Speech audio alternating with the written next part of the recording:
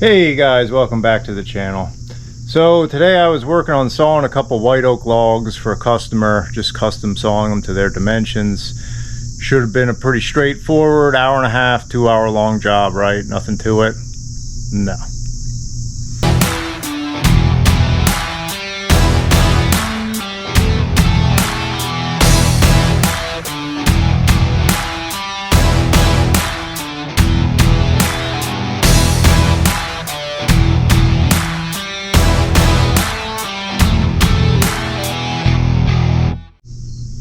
So here's the problem we ran into.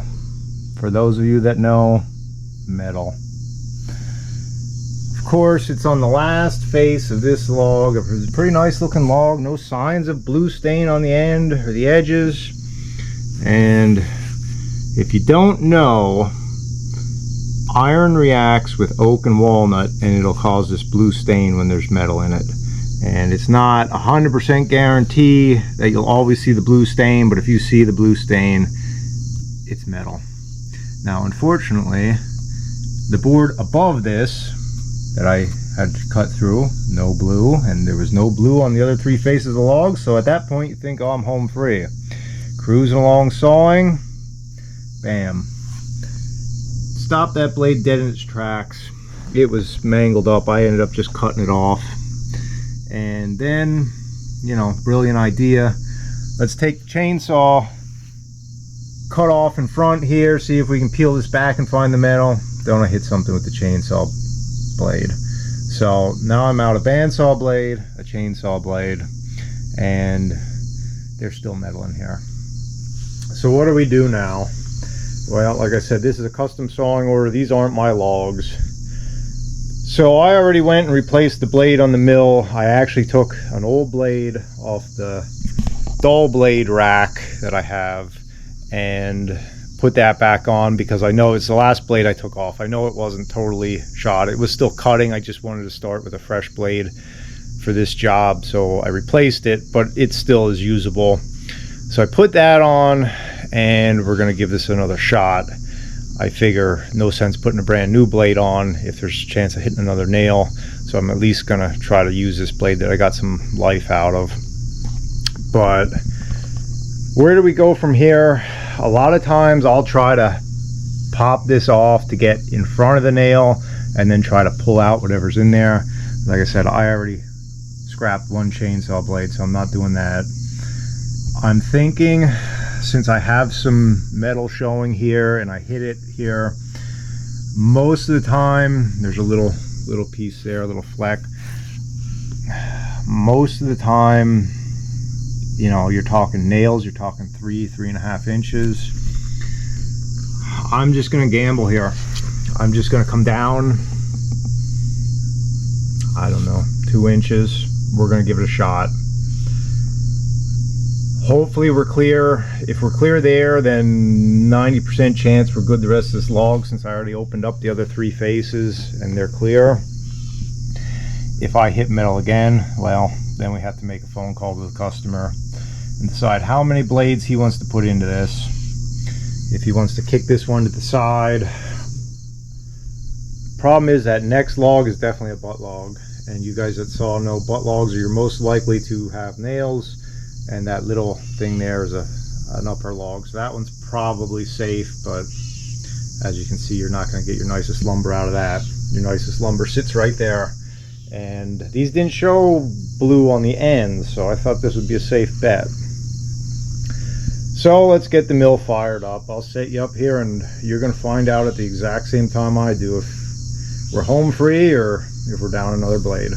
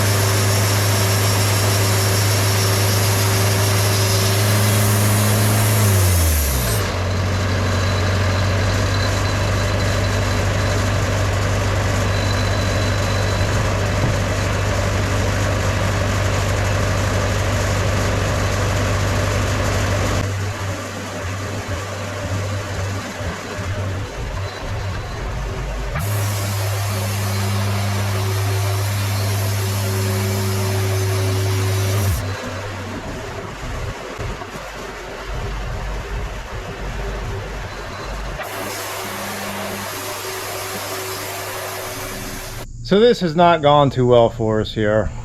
If you were watching, the first blade that I thought was decent was not decent. It was sawing okay when I took it off the saw in small logs, but it couldn't make that wide cut. Then I put on a new blade, took a gamble with that, and I did clip something in there, and it was just enough to knock the set off the blade. Tried to keep pushing it a little bit, but it's just not cutting nice. So at this point, all we can do is call the customer, see how much money he wants to put into blades, and we'll figure it out from there. So we're gonna see what we can salvage out of here, what the customer wants to do, and hopefully we don't end up with some extra firewood here. So we're back here another day on this custom sawing job, and I talked to the customer, and basically his response was, use your best judgment. Great. So basically it's on me here to figure out what I want to do with this stuff, and I'm at this point 90% sure that what we have here is nail free, just based on what I'm seeing from blue stain and the piece we've got left over there, which that's probably gonna be firewood at this point, because the nails are dead set in the middle, and I'm still not exactly sure what's on that end with the bark, because we never got through that. So probably just scrap that piece. So what I'm thinking now, I will saw what's here, try to salvage something out of it, and then you can see I've got this big butt log next to the mill, and then that little log, which based on those big limbs, that tells me that's an upper log in the tree, so there's probably less chance that there's metal in there. So I think my plan is to saw what's on the mill and then put that short one on, give that a shot. We'll see how we make out with that, and then we'll make a decision if we want to try to tackle this butt log, because it's a shame that butt log there is by far the nicest piece on this job. That's a nice piece of white oak there. Would make nice lumber, as long as we don't get $100 blades into it. So the one thing I did do, I put a new blade on the mill, and I dug out, I found in a box of resharps, I had an old 10-degree blade. I don't run 10 degrees anymore. I run Turbo 7s and Turbo 747s. You guys that saw, that'll sound familiar to you. It's just a newer type of blade that I run, so 10 degrees kind of obsolete for me. So if I whack something here and ruin it, I'm not going to cry about it, but you know, you never want to throw $30 away, and I am charging the customer for these blades, so you don't want to be wasteful, but you know, it's better than trashing a brand new Turbo 747. So I'm going to set you up here. We'll get to sawing a little bit, and we'll just see how we make out.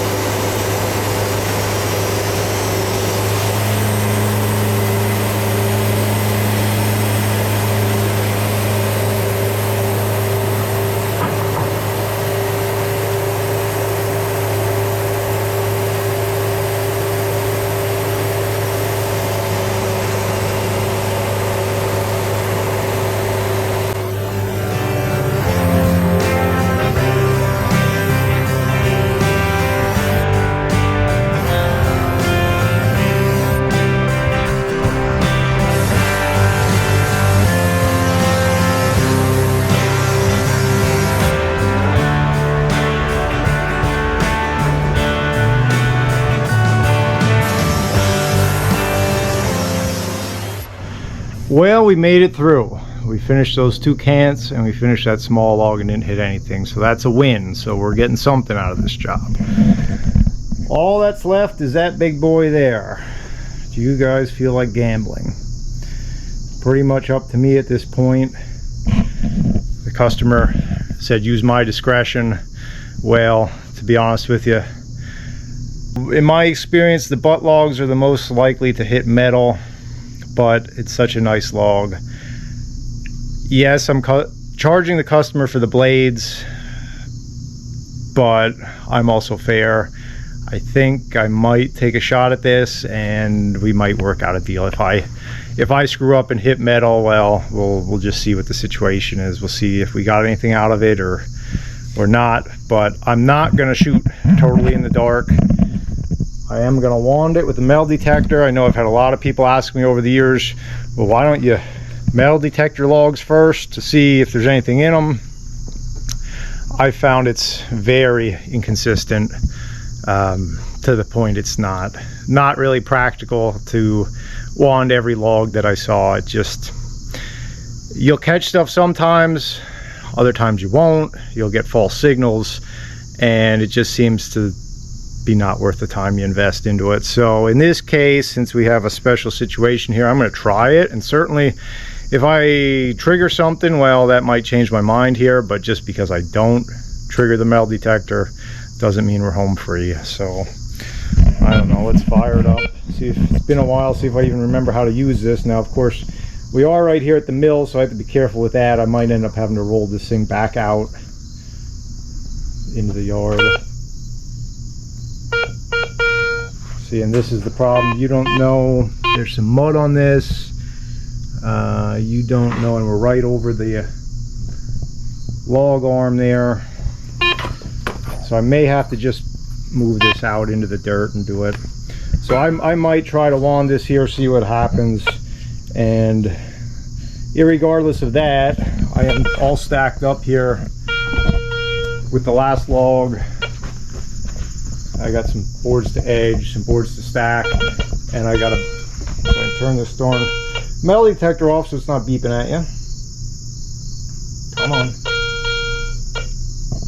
First, I guess I gotta learn how to run this thing before I can wand it. There it goes. Okay. Anyway, I gotta band up my scrap rack here, empty that out, get these tables cleared off because I'm sawing by myself, which means I gotta stop the stack, unfortunately. It's really nice when I have a second person here. I can just send it down the line and they stack it, but that's not the case today.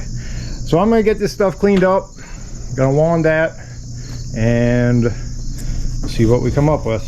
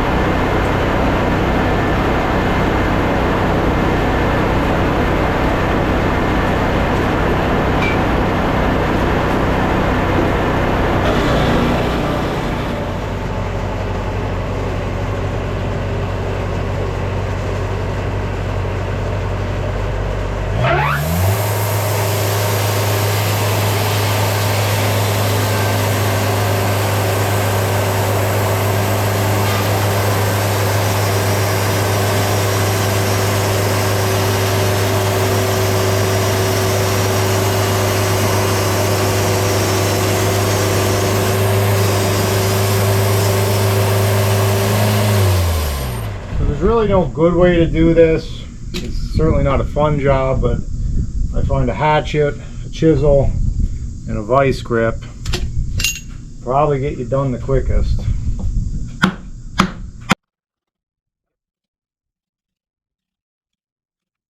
Well, I don't know if you can tell, that's something really big. That's like a big chain link or something. It's pretty huge. It's not your standard framing nail. So I think I'm throwing in the towel on this one. It's a shame, it's a nice log, but the customer doesn't want to spend a fortune on it, and I don't blame them. I mean, this could, if there was a chain hanging and the tree grew around it, I mean, this could be right through. So sometimes it's not worth throwing good money after bad. So that's where I'm calling this a job. You know, I didn't have to show you guys this. I could pretend like sawmilling is all, every log is a veneer log that's worth thousands of dollars, and you know, everything's great and you're gonna make a fortune overnight and you're gonna cut everything and be perfect. That's not the case, especially with this custom sawing. You know, I don't know if you saw, if you were paying close attention, that short log, my mill has manual backstops in the center. So to do those short logs, it's a lot more work because I got to be manually flipping those backstops back and forth. So it just seems when you're custom milling, you run into a lot more headaches because you don't really have control over the wood that comes to you. And typically you're going to be dealing with short stuff, small stuff, knotty stuff, crooked stuff. I might have mentioned it earlier in the video. I try to avoid it for the most part. A lot of times if I'm busy, I'll pass on those jobs. That being said, I do really like doing custom jobs where I saw, dry, and make flooring or a product for the customers. You know, those are usually winners as far as jobs go. But just the overall custom sawing, you know, there's definitely some cons to it. So that's the point of this channel, guys. You know, I've been doing this a long time. This is a real sawmill. What you see is what you get. This is a real business. I'm not here to sugarcoat anything. You know, I see a lot of stuff online that I look at it and I think, well, that's a well-produced video, but they leave out some of the facts there, you know, or there's some stuff they gloss over. Not everything's a winner. Now, I'm not going to tell you I lost money on this job, honestly, until I scale what I have down there in board footage, because we did get a halfway decent stack out of this stuff.